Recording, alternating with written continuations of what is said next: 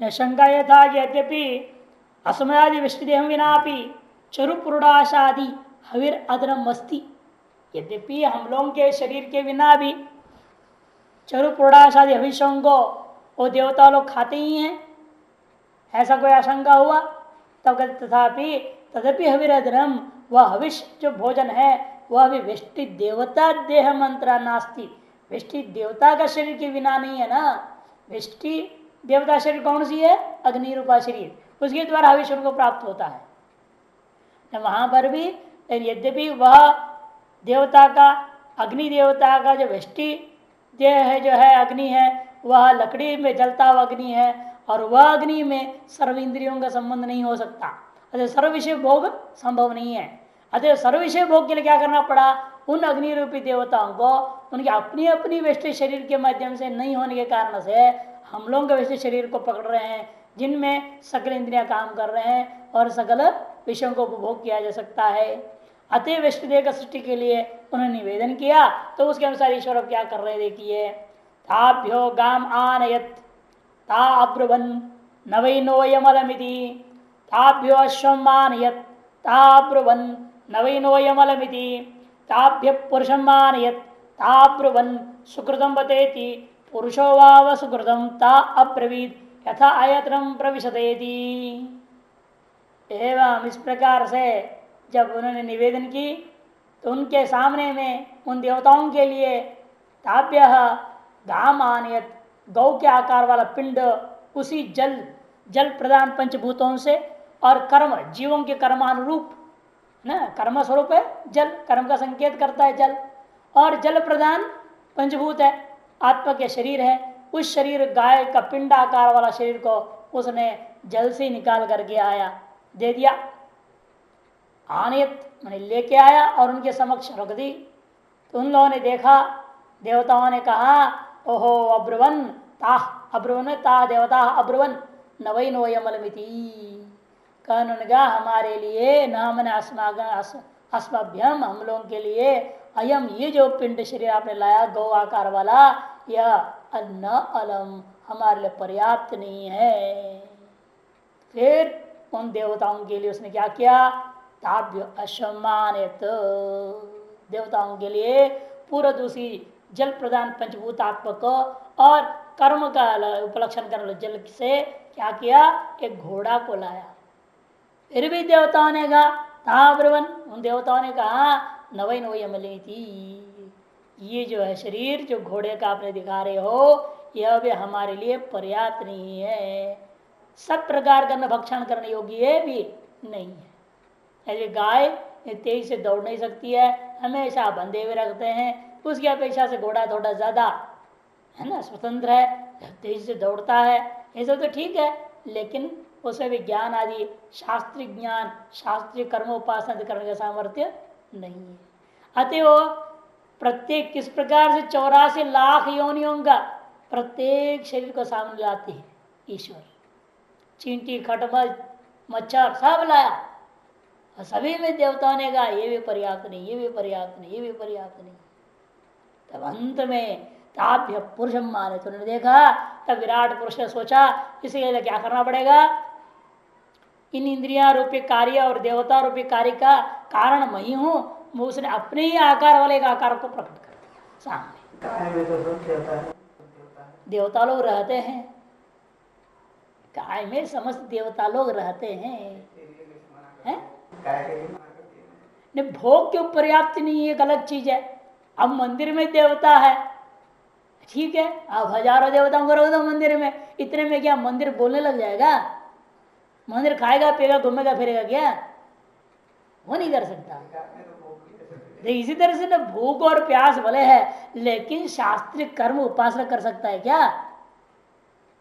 वेदों को पढ़ लेगा वे गाय? ये सामर्थ्य नहीं है ना। यहाँ आके बैठ करके गुरु से आचार्य से वेदांत पढ़ सकता है क्या गाय? हैं? ये सामर्थ्य तो नहीं है ना। मुख्य लक्ष्य क्या है? मुक्ति ही लक्ष्य होता है। अब मुक्ति रूपी लक्ष्य के लिए ज्ञान चाहिए, ज्ञान के लिए शास्त्र का अध्ययन श्रवण जरूरी है, और वो जिससे हो जाए वो शरीर ही सर्वश्रेष्ठ शरीर है, नहीं? अतः बाकी सारा शरीर निकृष्ट शरीर ही है, चाहे उसमें देवता हो, सब देवता हो, चाहे ब्रह्मा हो, शिव जी हो, सब हो तो भी बेकार ही है हमारे लिए। जिस शरीर से मोक्ष का साधन को हम अपना नहीं पा रहे हैं वह शरीर हमारे लिए व्यर्थ है। ये दृष्टिकोण है। आगे गए भाष्कर सब आएगा बात। ताभ्य पुरुषम मानियत, उनके लिए पुरुषाकार वाला पिंड को सामने रख दिया अपनी उपलब्धि के योग्य। ताब्रुवन सुकृतम बताई थी, क्योंकि अपनी उपलब्धि के योग्य पुरुष शरीर ले आया। क्योंकि उससे क्या होता है, अपनी उपलब्धि हो जाती है ना, अपनी स्वरूपानुभूति हो सकती है। अन्य शरीरों में आत्मा अनुभव नहीं हो सकता। यह पुरुष एक ऐसा है जो अपनी आत्मा का अनुभव कर सकता है।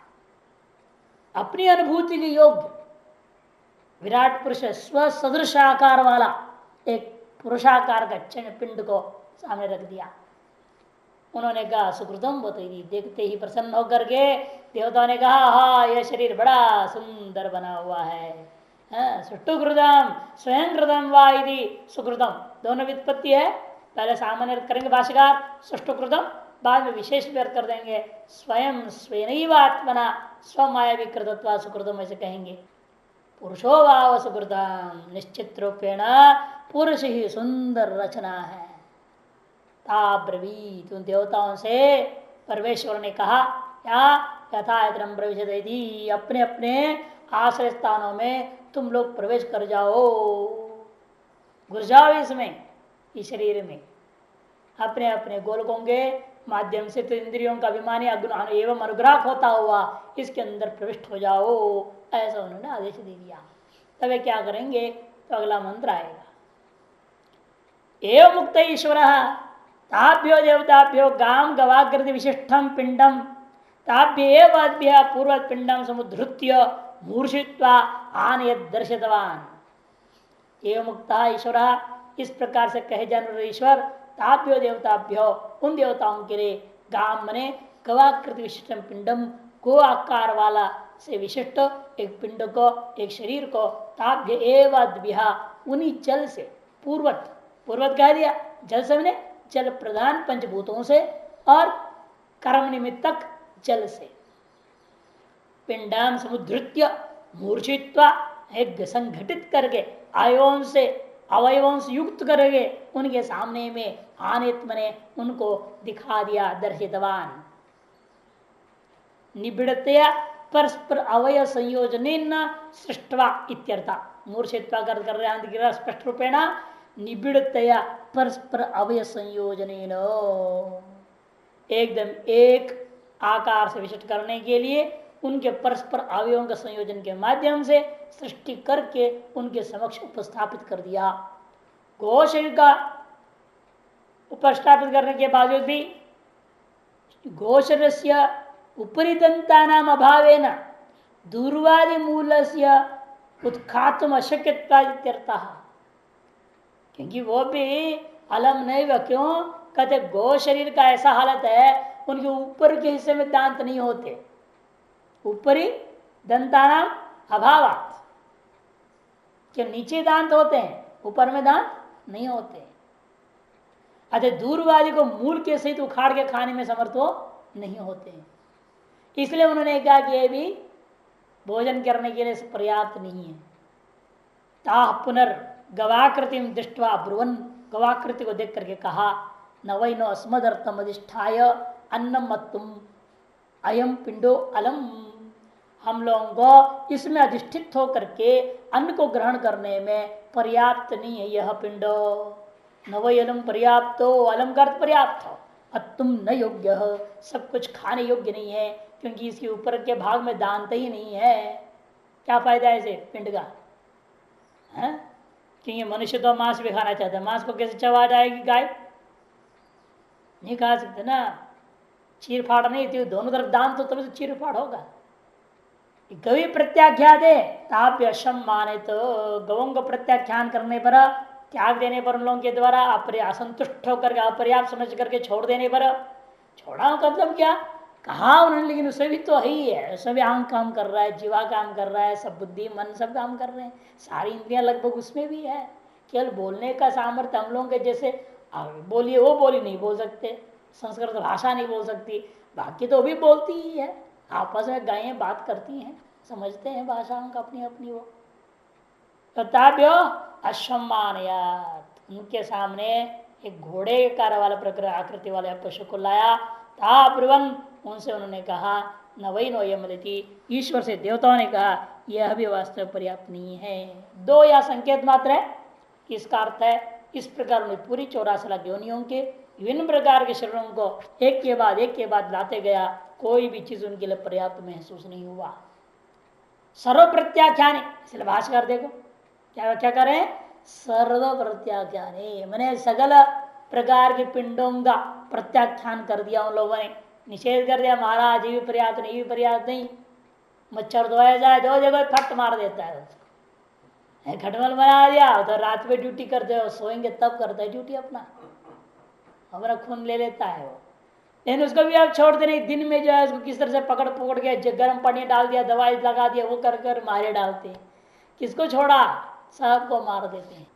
इसलिए अंत में उसने स्वसदृशाकार पुरुष को बना दिया था, पुरुषम मानित स्वयोनिभूतम, स्वयोनिभूतम स्व कारणभूता, उन देवताओं का भी जो कारणभूत जो प्रजापति है, विराट पुरुष है, उसने क्या किया, स्व समानाकार वाला एक पुरुष को सामने खड़ा कर दिया। ता स्वयोनि पुरुषम दृष्टवा, देवता लोग हुआ अपने कारणभूत पुरुष होता उस विराट पुरुष को ही एक अलग दृष्टि रूप में जब देख लिया, दृष्टवा अखिन्ना सत्य, बड़ा प्रसन्न होकर के खेद को त्यागते हुए क्या कहा, सुकृतम शोभनम कृतम इदम अधिष्ठानम बत इत्यब्रुवन, उन्होंने कहा बहुत ही सुंदर आपने हमारे लिए अधिष्ठान बना दिया, इस शरीर में रह करके तो हम पुण्य पाप झूठ छल कपट बेईमानी मोक्ष सब कुछ कर सकते, जो चाहो सो कर सकते, सबसे बढ़िया शरीर है। इसमें पाप जितनी चाहे उतना कर सकते हैं, चाहे पुण्य कर सकते हैं, चाहे ज्ञानाभ्यास करके मोक्ष प्राप्त कर सकते हैं, जो चाहो सो कर सकते हैं। ऐसा कोई काम नहीं जो इसे नहीं कर सकते। ऐसे ऐसे मशीन बना लिया देखो ना, जो हाथी के बराबर काम कर देता है, हाथी जो काम करता है वो काम कर सकता है, जब बड़े बड़े मशीन बना डाला, भारी भारी बुलडोजर बना दिया, जेसीबी बना दिया, बहुत सारी चीजें। तो मनुष्य क्या नहीं कर सकता है, सब कुछ कर सकता है।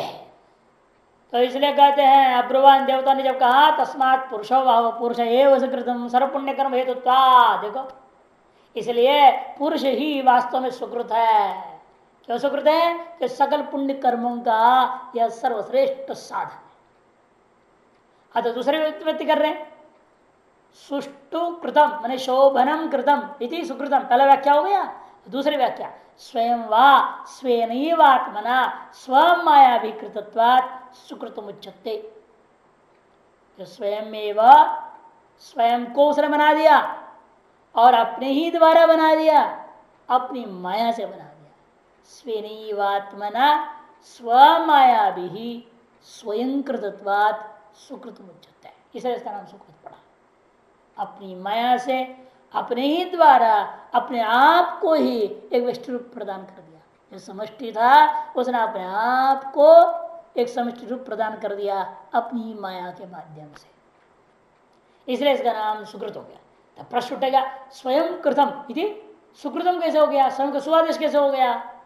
कहते प्रचोदरादित्वात् स्वयं स्थाने सुशब्द आंतरिक में स्पष्ट बोल दिया, स्वयं के स्तर पर सुआदेश हो गया।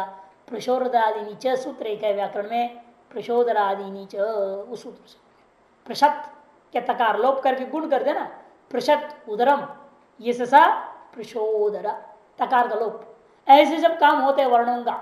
इसी तरह से यहां पर क्या हो गया, स्वयं सुपुरा को गायब करके सुआदेश कर दिया। इस प्रकार व्यष्टि सृष्टि व्यष्टि देह का सृष्टि कथन करके उसके बाद कहते हैं कर्ण और देवताओं को कह रहा है इस शरीर में तुम लोग प्रवेश कर जाओ। आ देवता ईश्वर प्रवृत्त, उन देवताओं को ईश्वर ने कहा, क्या कहा, इष्टम आसाम इदम अधिष्ठान मिति, अरे आप लोगों का यह इष्ट अधिष्ठान तैयार हो गया है। इति मत्वा ऐसा मान करके सर्वे स्वयोनिश रमन्ते, क्योंकि नियम है लोक व्यवहार में सभी अपने कारण में रमण करते हैं, अतः ये भी क्या है, ये देवता भी अपने कारणभूत प्रजापति का स्वरूप में रमण करते आनंदित होते हैं। अथो यथायतनम यस यद वदनादि क्रिया योग्यम आयतनम तत्प्रविशत, इसलिए आप लोग यथायतनम ने जिसका जैसा किए, जैसी जैसे क्रिया करने की योग्य है वैसे वैसे आयतन, वैसे वैसे गोलकों में आप कर्ण और कर्णाभिमानी देवता और कर्ण के अनुग्राहक देवता के रूप में प्रवेश कर जाओ, ऐसा आदेश दिया। गोलोक रूपम स्थानम, गोलोक रूपी स्थान है। जब ऐसा आदेश हुआ उसी प्रकार जैसे राजा की अनुज्ञा के अनुरूप, राजा का अनुज्ञा प्राप्त करके बल आदि सदकृत सेनापति जैसे नगर आदि में प्रवेश करके अपना अधिकार को जमाता है, जैसे आज के जमाने में क्या होता है, हाँ आप जो है जाइए हरिद्वार का आप डीएम हो गए ना, अधिकार दीजिए, डीएम साहब बना दिया, कलेक्टर साहब बना दिया, अमुक राज्य चिल्लागा, तो क्या करेगा, वहां जाके ऑफिस में जाएगा और फिर टेल बैठे कर हाँ आज से मैं डीएम साहब, मेरे आदेश के अनुसार पूरा जिला में होगा सब काम, अधिकार अपना जमाता है। उसी प्रकार के तुम लोग भी अपना अपना स्थान में जलाओ, इन सब में जाओ और अपने अपने जगह पर बैठ के अपना अपना अधिकार के अनुसार अपना अपना विषय भोग करो। ये यहाँ पर तात्पर्य है। ईश्वर की अनुज्ञा को प्राप्त करके वे अग्नि आदि देवताओं ने प्रवेश किया का मतलब क्या, तत्त गोलकों में विद्यमान इंद्रियों के साथ तादात्म्यपन्न होकर उस इंद्रियों पर अनुग्रह किया, कार्य करने की क्षमता प्रदान कर दी, चेतनता दिया उसमें, और उसके माध्यम से व्यापार रूप दर्शन करने में समर्थ हो जाते हैं।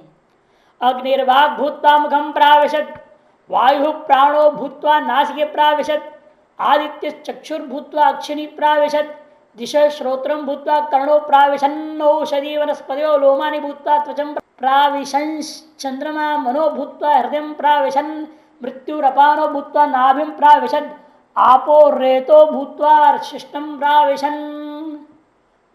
कहते हैं अग्नि वाग इंद्र के अभिमानी अनुग्राहक देवता अग्नि ने वाणी होकर के मुख में प्रवेश कर गया, वाग भूत्वा मुखम प्राविशत, मुख में प्रवेश कर गया।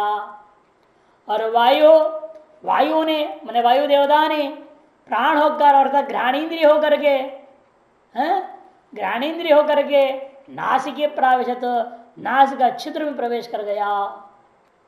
आदित्य सूर्य ने चक्षु होकर के, अर्थात चक्षु से तादात्म्य होकर के, तात्पर्य है अग्नि वाणी होकर के प्रवेश करने का मतलब क्या है, अग्नि वाणी के साथ वाग इंद्र के साथ तादात्म्य हो गया, उस पर अनुग्रह करते हुए, उसका अभिमान करते हुए उस साथ एकीभूत हो गया, तभी वाणी बोल सकती है। यदि अग्नि देवता हट जाए तो वाणी एक केवल इंद्र, भौतिक इंद्र मात्र रहेगा, जड़ रहेगा, वो बोल नहीं सकेगी। सब इंद्रियों में ऐसे ही समझना, सभी देवताओं को ऐसे ही उन इंद्रियों के साथ तादात्म्य हो जाना या तात्पर्य एकीभूत हो जाना तात्पर्य है। और सूर्य ने क्या किया, चक्षु के एकीभूत होकर चक्षु का अभिमान करते हुए चक्षु पर अनुग्रह करता हुआ इस शरीर के अंदर प्रवेश कर दिया। कहाँ, आंग रूपी गोलकों में, नेत्रों में प्रविष्ट हुआ।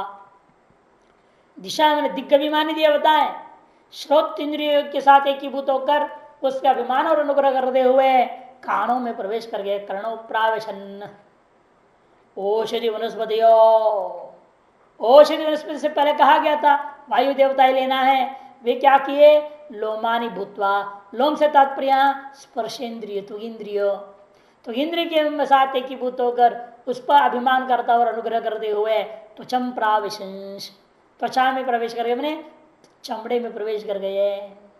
और चंद्र देवता मनोभूतवा, मन के साथ एकीभूत होकर मन के साथ तादात्म्य हो गया और उसके अभिमान और अनुग्रह करते हुए हृदय प्राविशन, हृदय रूपी गोलक में वो प्रवेश कर गया। मृत्यु अपान भूतवा, मृत्यु देवता वायु इंद्रिय के साथ अभेद होते हुए उसका अभिमान करता हुआ उस पर जो है अनुग्रह करते हुए एक तरह से उसने क्या किया, कहते हैं उसने प्रवेश कर गया। कहा, नाभि में प्रवेश कर गया, मैंने गुदा स्थान में, नाभि से नाभि का समीपस्थ उपलक्षित गुदा एवं स्थानों में प्रवेश कर गया।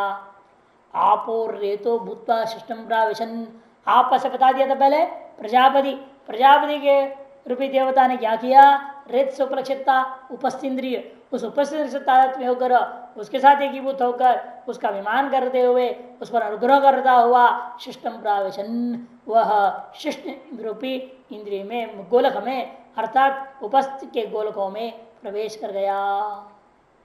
भाष्य तथास्तु इतनुज्ञान प्रतिलभ्य, तथास्तु ऐसे जो है अनुज्ञा को प्राप्त करके, ईश्वर से अनुज्ञा को प्राप्त करके प्रतिलभ्य ईश्वर से नगरियामिव बलादिकृतादय अग्निर्वाग अभिमानी वाग एवं भूत्वा, जैसे राजा का अनुज्ञा प्राप्त करके नगर में बल आदि से अधिकृत होकर सेनापति आदि प्रवेश कर जाते हैं, उसी प्रकार के ईश्वर की अनुज्ञा को प्राप्त करके अग्नि ने क्या किया, वाक का अभिमानी अग्नि देवता ने वागेव भूत्वा, वागभूत मने वागेव भूत्वा मने वाग के साथ एकीभूत हो गया, तादात्म्य होकर गए। स्वाम योनि मुखम, अपने कारणभूत जो मुख है वह गोलक उसमें प्रवेश कर गया प्रावेशित। तथा उक्तार्थम न्यत, उसी प्रकार बाकी सभी शब्दों का अर्थों को ग्रहण कर लेनी चाहिए। वायुर्नासिके आदित्योक्षणी दिशा कर्णौ ओषधनस्पति त्वचम चंद्रमा हृदय मृत्युर्नाभिम आपशिष्टम प्राविशन। यद्यपि वाग अभिमानी अग्निर न तो वागेव, देखो आनंदगिरी, यद्यपि वाग का अभिमानी अग्नि होता है और वाणी नहीं होता, तथापि तस्य वाचम विना प्रत्यक्ष अनुपलब्ध है, लेकिन फिर भी वाग इंद्र के बिना उसका अभिमानी देवता की उपलब्धि नहीं हो सकती। तस्या भी देवता बिना, और वह इंद्रिय भी देवता के बिना स्विषय ग्रहण सामर्थ्य अभावात, स्विषय ग्रहण करने सामर्थ्य नहीं होता। तो तयोर एक लोली भावेन, इसे उन दोनों का एक लोली भावेन मैंने अभेदेन, हाँ लोली मैंने एकीभूत हो जाना, घुल जाना, हिंदी में क्या बोलते हैं, घुलना। जैसे आप नींबू डाल दिया पानी में, पानी और नींबू रस क्या हो गया, एक लोली भाव हो गया, माने एक साथ घुल गया, मिल घुल जाना। जिस दो मित्र है एक मिल घुल गए, उसका भी वहां एक लोली भाव का है संस्कृत में। अभेदोक्तिरित्या, इसी को मन में रखते भाष्यकार ने कहा था वागेव भूत्वा। यदि वे देवता नाम एवं ईश्वरेण प्रवेश चोदिता, यदि देवताओं का ईश्वर की तरह प्रवेश करने के लिए प्रेरणा दी गई थी, तथापि करणैर बिना तासाम साक्षात अदनादि भोग संभवात, आगे ना, फिर भी जो है करणों के बिना उनका साक्षात अदनादि भोग संभव नहीं था। तेषा प्रवेश अर्थाच्छुत, इसे उनका भी प्रवेश अर्थत सिद्ध हो गया। तो देवताओं का प्रवेश का मतलब इंद्रियों के सहित प्रवेश, क्योंकि इंद्रियों के बिना देवता को आप अनुभव नहीं कर पाएंगे और देवता के बिना इंद्रिय अपने विषयों का व्यवहार नहीं कर पाएंगे। अतः देवताओं को प्रवेश करने बोला तो इंद्रिय के यहाँ से घुस गए, तब कहते देवता का प्रवेश का तात्पर्य होता है इंद्रियों के सहित देवता का प्रवेश, क्योंकि इन दोनों के एक के बिना दूसरे का उपलब्धि ही नहीं हो सकती। अतः तेषाम अपनी चुक्ता, इसलिए इंद्रियों का प्रवेश का भी कथन यहाँ कर दिया गया है। तम अशनाया पिपासे अभ्रूताम आवाभ्यम प्रजानीति ते ब्रवीद एतास्वाम देवदा स्वा भजामि एतासु भागिन्यो करोमीति तस्माद् यस्य कस्यैच देवताय हविर्गृह्यते भागिन्या व्यवस्याम अशनाया पिपासे भवतः। कहता है तब भूख और प्यास खड़े हो गए। महाराज आप तो सभी देवताओं को गोलक बना दिया और इंद्रियों के साथ जोड़ जाड़ करके उनको इसके अंदर मौज कर मस्ती करने छोड़ दे दी, वो सब प्रवेश कर गए तब तो इंद्रियों के साथ और तद विषयों के माध्यम से बड़ा आनंद ले रहे हैं। हम तो भूख और प्यास, तो भूख और प्यासे ही रह गए हैं। हमें भी तो कोई आयतन बताओ, हम कहाँ जाए इस शरीर के अंदर, हमारे लिए कौन सा गोलक होगा। ये भूख और प्यास ने निवेदन किया ईश्वर से, हमारे लिए कोई गोलक बता दो, हम किस गोलक में बैठकर विषयों का उपभोग करें। तब उन्होंने कहा भाई तुम लोग तो धर्म हो, भूख और प्यास क्या है, धर्म विशेष है ना, क्रिया विशेष है। आपके अंदर एक धर्म विशेष प्रकट, आप भूखे हैं, भूख आप नहीं है ना, भूख आप में एक अनुभव मात्र होता है। प्यास आपके अंदर होने वाला एक धर्म विशेष है, धर्मी आप है। आपको क्या कहते, आप प्यासे हैं, आप प्यास है, ऐसे कहते क्या कोई? है? आप भूख है ऐसा कोई नहीं कहता, आप भूखे हैं का मतलब क्या, भूख वाला आप है, प्यास वाला आप है। अर्थात भूख और प्यास आप में अनुभव किए जाने वाले धर्म विशेष है और आप उन धर्मों से विशिष्ट धर्मी है, ये है ना संसार में अनुभव। अरे धर्म को स्वतंत्र कभी कहीं उपस्थित हो ही नहीं सकता, कि हमेशा कोई भी धर्म है धर्मी के बिना हो नहीं सकता। अगर धर्म के लिए पृथक गोलक की अपेक्षा नहीं रह जाता है। धर्मी जिस गोलक को लेकर, जिस स्थान को लेकर रहेगा, उसी स्थान उसी गोलक में वह धर्मी अपने धर्मों के साथ रह जाता है। अतएव किसी भी धर्म को धर्मी के अलावा पृथक स्थान की अपेक्षा ही नहीं है। इतने बात को मन में रख करके कह दिया। तम असना पिपास है अब्रूताम, मने उस ईश्वर से भूख और प्यास दोनों देवताओं ने खड़े होकर बोल दिया। मैंने उस अभिमानी देवता, भूख का अभिमानी देवता, प्यास के अभिमानी देवताओं ने प्रार्थना की और कहा आवाभ्याम अभिप्रजानी ही, हमारे लिए भी ऐसा कोई ना कोई आश्रय का चिंतन कीजिए, विधान कीजिए। तब परमेश्वर ने उनसे कहा ते ब्रवीत एतास्वेव वाम देवदासो आ भजामी, अरे तुम दोनों को मैं इन्हीं देवताओं में भागीदार बना दूंगा। एतासो भागिन्यो करोमी, इनके ही भोग में से आपको भी हिस्से मिल जाएंगे, आपको अलग से करने की कोई जरूरत नहीं। प्रत्येक देवता के साथ आप जुड़ करके प्रत्येक विषय का भूख प्यास का अनुभव आप करोगे, ऐसे उन्होंने कह दिया। अतः जिस किसी देवता के लिए हवि भी आज भी दी जाती है, तस्माद ऐसे कसीच देवता हवि गृह्यते, उस देवता के ही हवि में भागिन्येव अस्याम आसनया पिपासे भवतः, उस देवता की उस हविष में ही भूख और प्यास इनके अभिमानी देवताओं को भी भागीदारी हो जाती है। अलग से उनके लिए गोलक आदि की अपेक्षा इसलिए नहीं रहा, उनका कोई अलग विषय भी नहीं है। प्रत्येक विषय का भूख और प्रत्येक विषय का प्यास सभी के अंदर विराजमान है या नहीं? रूप देखने का भूख है, एक से सुंदर रूप देखना आप चाहते हैं या नहीं? लोग कहेंगे वहां बहुत सुंदर है, वहां चलेंगे, उससे बड़ा सुंदर दृश्य वहां है, तो वहां चलो। फिर लोग दौड़ते रह जाते हैं, वहां से सुंदर है, वहां से सुंदर है, देखते रहते हैं। ऐसे बहुत लोग हैं जो प्रकृति का ही आनंद लेते रहते, प्रकृति के पीछे घूमते रहते।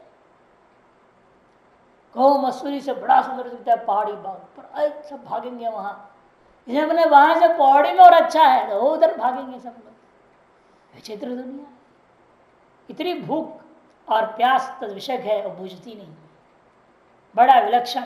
हर इंद्रिय का यही हाल है। रस के बारे में भी इससे बढ़िया स्वाद, उससे बढ़िया स्वाद वाला खाना चाहता है। एक होटल में खाया, दूसरे का नहीं, उससे बढ़िया वो होटल में, तो वहां जगह खाएगा, हाँ स्वाद वहां देखेगा। हर जगह लोगों के हाथ से खाने की कोशिश करता है, स्वाद की छकरी के चक्कर। तो इसलिए श्रुतियों ने क्या कर दिया, निश्चित कर नहीं, अपने घर में रोटी खाना, ये जैसे भी बनेगा, अपने पत्नी के हाथ में खाओ या माँ के हाथ में खाओ बोल दिया। अब बेचारा क्या करे, फंस गया। रसन इंद्रिय का पीछे भाग नहीं सकता वो। रूप भी देखना, अपने माँ और पत्नी का रूप देखना, इसे सुंदर कोई संसार में नहीं समझना, दिमाग में से घुमा देता है, तेरी पत्नी सुंदर, दुनिया में कोई सुंदर है नहीं, इससे बढ़िया कोई नहीं है। दिमाग ऐसा हो जाता है। देखो बड़ा विचित्र खेल है भगवान की माया। नहीं तो रोज बदलते फिर जाए पत्नियों को, इसे वो सुंदर है, उसे वो सुंदर, उसे वो सुंदर है, उसको फंसा, इसको फंसा, उसको फंसा, फंसाते रह जाएगा, जिंदगी पूरा खराब हो जाएगा। इसे भगवान ने उसको ऐसे दिमाग बना दिया, घुमा दिया, तेरी पत्नी ही विश्व सुंदरी है, best best in the world, beautiful in the world. आदमी उसी का पीछे दिन रात लगा रहेगा। वो भी ऐसी, मेरा ये आदमी ही सुंदर पुरुष विश्व का है, ऐसे औरत भी सोचती है, और उसी पति को भगवान है सब कुछ समझ, उसी का पीछे जिंदगी काट देती। सारा संसार बड़ा विचित्र चल रहा है। देख भूख और प्यास, जितना भी देखेंगे पति को हो संतोष नहीं उसे, और पति को जितना पत्नी को देखते रहता है तो भी संतोष नहीं, जिंदगी भर देखते रहते तो भी संतोष नहीं। बड़ा आश्चर्य, तृप्ति होती नहीं। ये भूख और प्यास हर इंद्रिय से जोड़ दिया ना, इसलिए हालत है। जितना भी सुनते हैं और सुनने की इच्छा होती है, अरे ये भजन बढ़िया है, वो गाना अच्छा है, वो गाना अच्छा है, सुनते रहो सुनते रहो। ये कथाकार है, उससे बड़े वो कथाकार के सुनना अच्छा लगता है, अरे उसका सुनो। सुनते रह जाते हैं लोग। हर इंद्र का यही हाल है, देख लो। इसे कहते हैं तुम लोगों को अलग गोलक की जरूरत क्या, तुम तो धर्म हो, हर इंद्रिय के साथ तुम्हारे जोड़ दूंगा, हर देवता का विषय भोग में तुम्हारा हिस्सा हमेशा रहेगा। एवं लब्धाधिष्ठानासु देवतासु निर्दिष्ठाने सत्यौ असनया पिपासे तम ईश्वर ब्रूताम उक्तवत्यौ। इस प्रकार से देवता लोग सभी के सभी अपने अपने अधिष्ठानों को प्राप्त कर लिए, लेकिन बेचारे दो रह गए। निर्दिष्टान सत्योषण पिपास है, भूख और प्यास, अधिष्ठान रहित दोनों रह गए।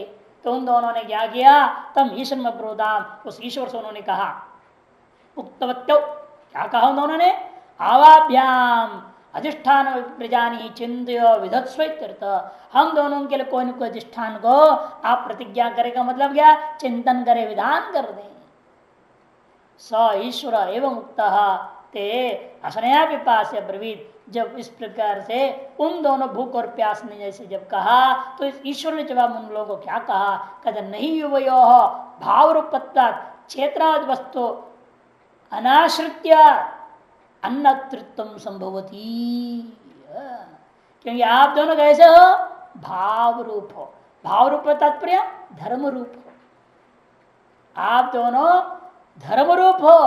इसलिए चेतनावान माने धर्मी के बिना, अर्थ किसी धर्मी को आश्रय किए बिना, चेतनवद वस्तु अनाश्रित्य, किसी चेतनवान धर्मी को आश्रय किए बिना अन्न तृत्वम नहीं संभवती, आप लोग अन्न को खा नहीं सकते हैं। जैसे बुखार है, वो आपको खाता है तो कैसे खाएगा वो अकेला कहीं बैठकर खा सकता है शरीर के अंदर?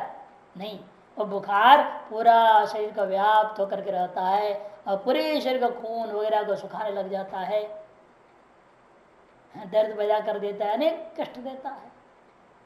तद्वारा वो क्या कर रहा है, अपना भूख प्यास को मिटा ले रहा है, उसका भोजन है हम लोगों का शरीर। इसको जितना तपाएगा उतना बुखार को बड़ी खुशी होगी। बुखार का बीमारी होता बहुत खुश होता, हाँ 105 डिग्री 106 डिग्री 160 डिग्री हो गया, हाँ जवानी आ गई बुखार को, वो बुखार की जवानी है वो। और आप इंजेक्शन दे उस बुखार को मार डालते, भगा देते। तो उसका भी अपना है समय, जितनी समय रहना वो रहेगा, लेकिन चाहे जो भी कर लो आप, छोड़ता है क्या आसानी से, रहता है।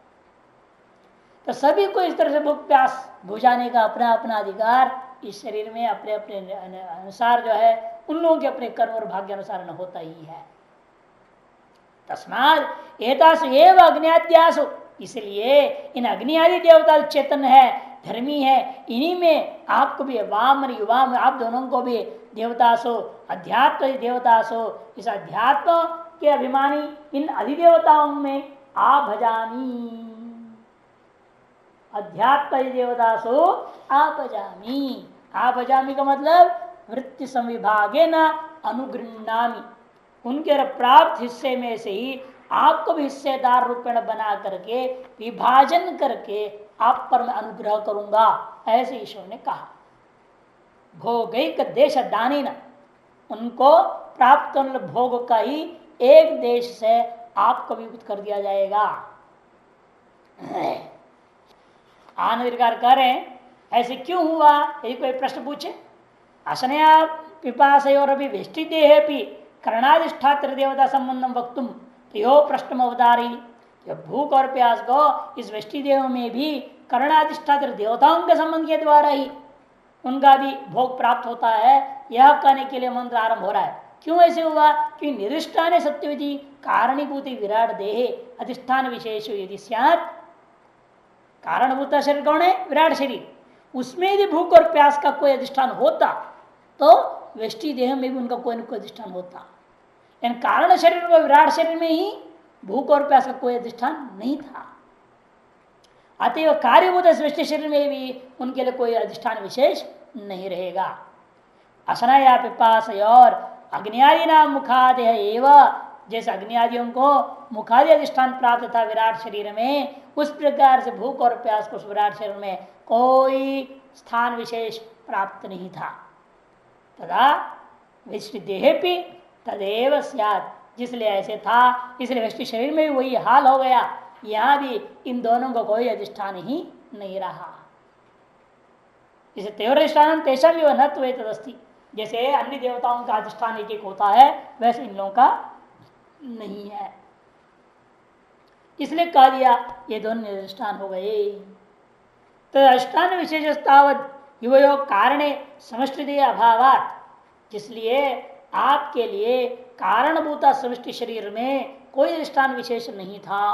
नास्त्यव कारण पूर्वकत्वात् कार्येपि अधिष्ठान से अदनंतो युवर धर्मरूपत्वात् धर्म मनाश्रित्य धर्म से स्वातंत्र योगा, इसलिए कारण पूर्वक होता है कार्य में भी। जब कारण में कोई अधिष्ठान नहीं तुम्हारे लिए तो कार्य में कहां से अधिष्ठान मिल जाएगा तुमको। ये तुम्हारा जो खाना पीना है तुम दोनों कैसे हो, धर्म रूपत्वात्। अच्छा धर्मिणम अनुश्रित्य, धर्मी को आश्रय किए बिना धर्म से स्वातंत्र योगा, धर्म में स्वतंत्रता पर किस चीज का उपभोग करने की संभावना नहीं रह जा रही। अतएव अयोगात चेतनावत धर्मी भूत देवतागतम एव अन्नदनम युवयो हो, इसलिए चेतनावान धर्मी भूता जो देवता है उसी के साथ आप लोग भी तादात्म्यपन्न होकर के उसके भोग में से आपको भी भोग मिल जाएगा। आंतरिक में साफ कहे देखो, भाव रूपत्व माने धर्म रूपत्व, धर्मणोपि अचेतन से भोक्तृत्वात् अदर्शनाद चेतनावद वस्तु इत्युक्ता, कि धर्मी जो भी होगा वो अचेतन कभी नहीं हो सकता। भोक्तृत्व अचेतन में देखा नहीं गया, इस जो धर्मी जिसे भोक्तृत्व भी मानना चाहते हो निश्चित रूप में वह चेतन वाला होगा।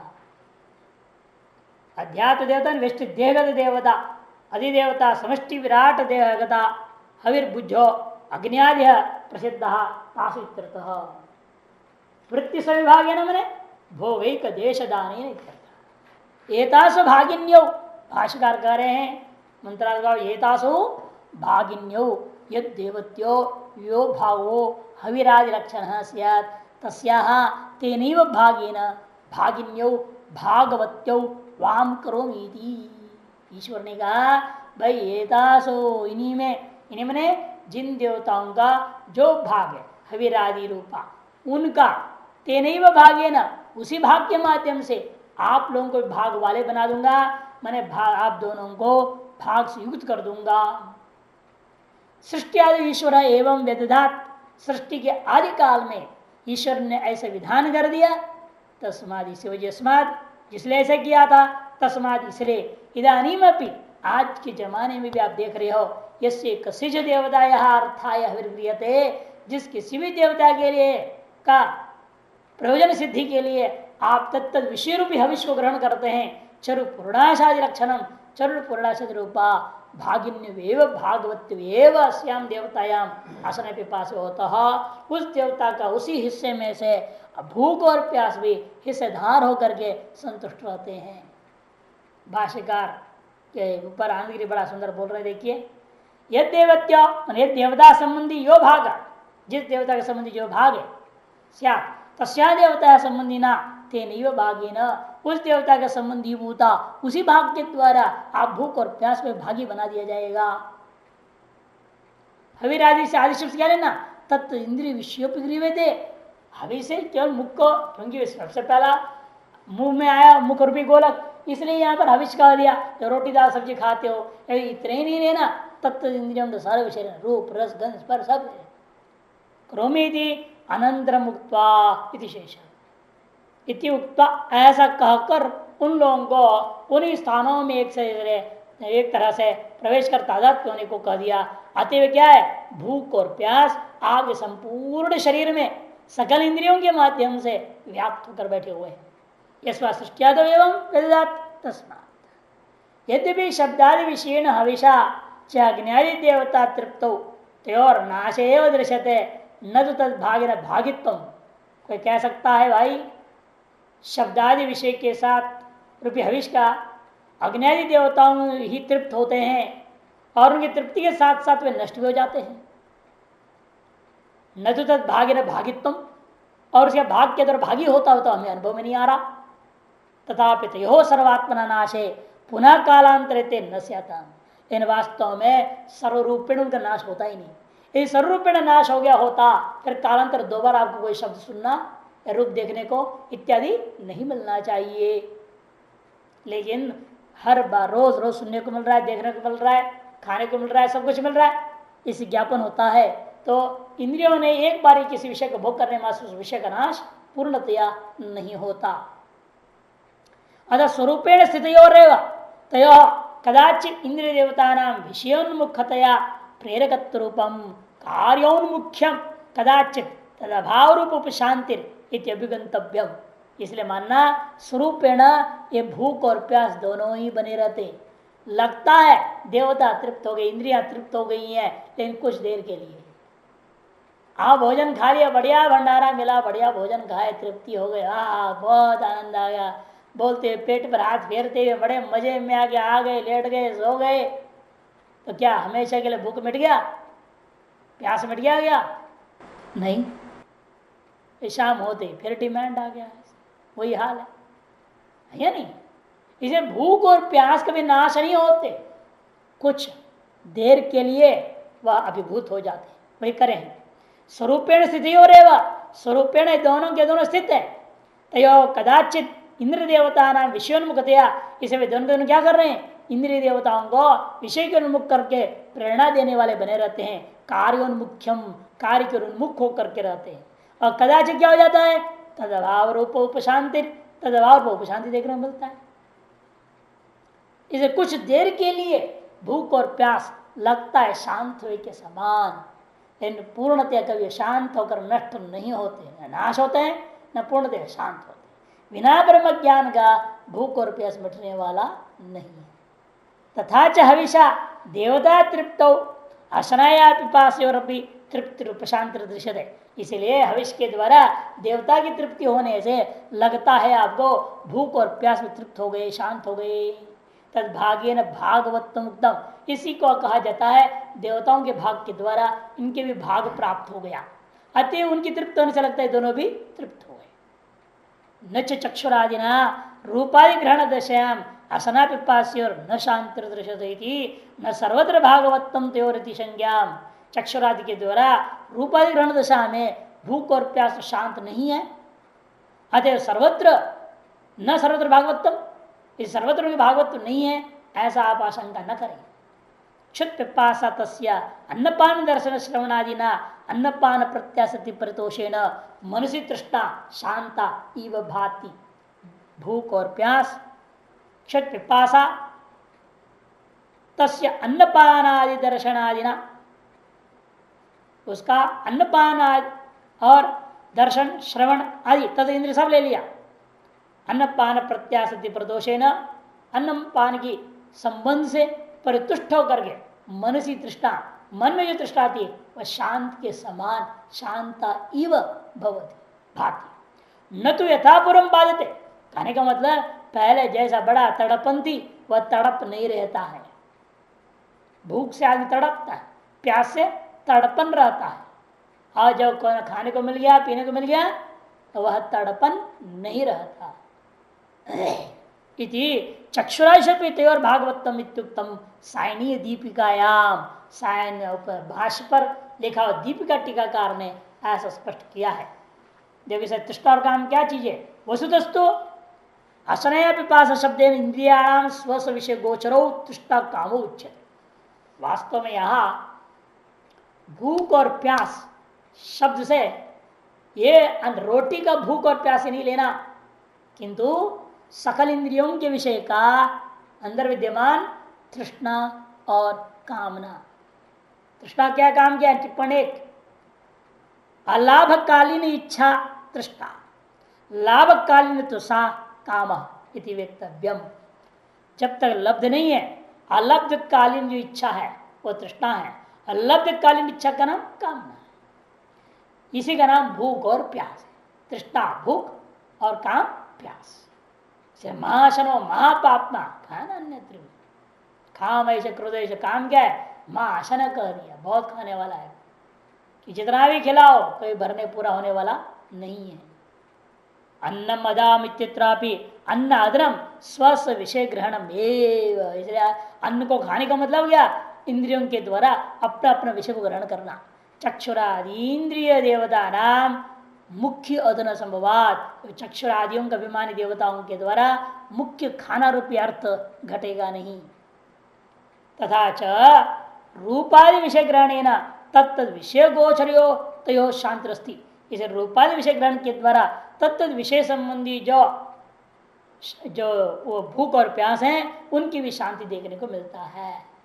सर्वेन्द्रियेष्वपि तयोर भागवतम युक्तम, इस सकल इंद्रियों में उनकी भागवत्ता जो कही गई है वो उचित ही है।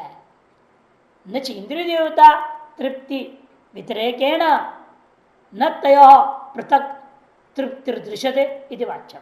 इंद्र देवताओं की तृप्ति से भिन्नत्वेन उन दोनों का मन भूख और प्यास का तृप्ति देखकर को नहीं मिलता, ऐसा भी नहीं कहना। इंद्रिय देवता नाम स्वस विषय उन्मुखतया प्रेरकत्व रूप कार्य उन्मुख्य निवृत्ति रूप उपशांतिरेव पृथक तयो तृप्तिरस्ति इत्युक्तत्वात्, ये बात कही गई है। विषयों की ओर उन्मुख करना उनकी अपनी सामर्थ्य है, वो उनका अपना पृथक मामला है, और विषयों से निवृत्त करा करके इन इंद्रियों को शांत रखना यही उनकी अपनी तृप्ति है। इस तरह से भूख और प्यास का भी अपना अलग तृप्ति और सब कुछ है, ये सिद्ध कर दिया। यद्यपि अर्णव प्रवेशनम असनयादि मत्तम तन्निमित्तम अन्नादनम इत्यादि सर्वं कार्यकरण संघात पंचरध्यक्षस्य जीवस्य भोक्तुरेव न इंद्रिय देवता नाम असनया पिपासादि। यद्यपि ये जो कथा शुरू हुई थी, महासमुद्र में गिर जाना और हाहाकार मच गया, फिर उसके लिए अधिष्ठान बना दिया, अधिष्ठान में गोलक हो गए, उसमें इंद्रियां, उनमें देवता, ये सारी जो कथा आप सुन रहे हो उसे भूख प्यास से जोड़ देना, फिर वृष्टि शरीर बनाना, ये सारी कथा संपूर्ण जो कथा है कदे यदि मतम तन्य कथ किस लिए है ये सारी कथा, कदे सारी बात जो कार्यकरण संघात पंजर का अध्यक्ष जीव की महिमा बताने के लिए। भोक्तुरेव न इंद्रिय देवता नाम, वास्तव में इंद्रिय देवताओं का भूख प्यास कथन वह सब नहीं है। यद्यपि है तथापि तस्य वस्तुतो अभोक्तृ ब्रह्मभूत स्वतः भोक्तृत्व योगा, क्योंकि वास्तव में ये जीव क्या है, अभोक्तृ ब्रह्म स्वरूप वाला है, स्वतः उसमें भोक्तृत्व जीव में भी नहीं है। स्वतः भोक्तृत्व योगा इंद्र देवतादि उपाधि कृतमेव तस्य भोक्तृत्व संसार, इसे इंद्रियों का और उनके देवतादि उपाधि कृत ही केवल जीव में क्या होता है, भोक्तृत्व सर्व संसार होता है। वक्तुम तेष आरोप्य श्रुति उच्यते, देवताओं में ही भोक्तृत्व आदि को आरोप करके श्रुति ने कहा है, ऐसा समझना चाहिए। न दोष अतः कोई दोष नहीं रहा।